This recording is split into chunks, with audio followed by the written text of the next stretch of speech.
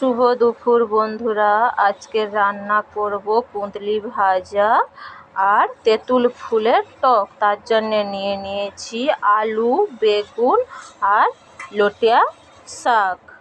এখানে কড়াইতে তেল ছিল বন্ধুরা, আর অল্প পরিমাণ তেল দিয়ে দেব। তেল গরম হয়ে গেছে, এবার দিয়ে দেবো নুন হলুদ মাখিয়ে রাখা কুঁদলিগুলো।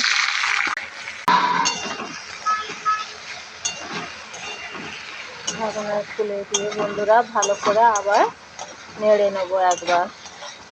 কুঁদলিগুলো ভাজা হয়ে গেছে, এবার এক এক করে তুলে নেব। এরপরে রান্না করব তেঁতুল ফুলের টক। কড়াইতে দিয়ে দেবো পরিমাণ মতো তেল। তেল গরম হয়ে গেছে, তাতে দেবো 5 ফোড়ন আর তেজপাতা। ফোড়নটা হয়ে গেছে, দিয়ে দেবো কেটে রাখা আলু, বেগুন। ভালো করে ভাজা ভাজা করে নেব। দিয়ে দেবো লবণ মতো, হলুদ দিয়ে দেবো পরিমাণ মতো, লঙ্কা গুঁড়ো। ভালো করে নেড়ে নেব।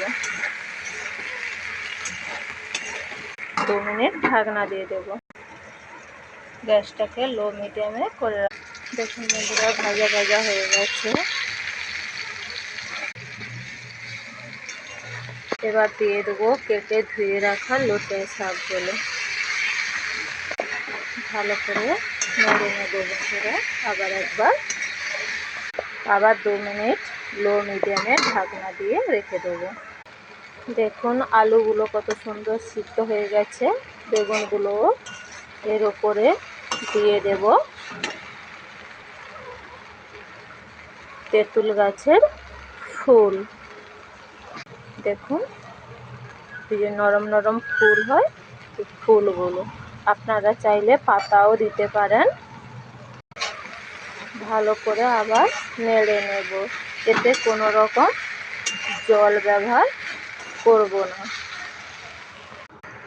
চচ্চড়িটা হয়ে গেছে, আপনারা চাইলে এতে সরষে বাটাও দিতে পারেন, কিন্তু আমি এখানে কোনো রকম মশলা দেব না, স্রেফ নুন লঙ্কা হলুদ ছাড়া। শেষে দিয়ে দেবো সরিষা, তাতে করে খেতে ভালো লাগবে। আপনারাও বাড়িতে এইভাবে বানিয়ে দেখবেন, খেতে খুবই ভালো লাগবে। এখানে ভিডিওটা শেষ করলাম বন্ধুরা, পরের ভিডিওর জন্য অপেক্ষা করুন।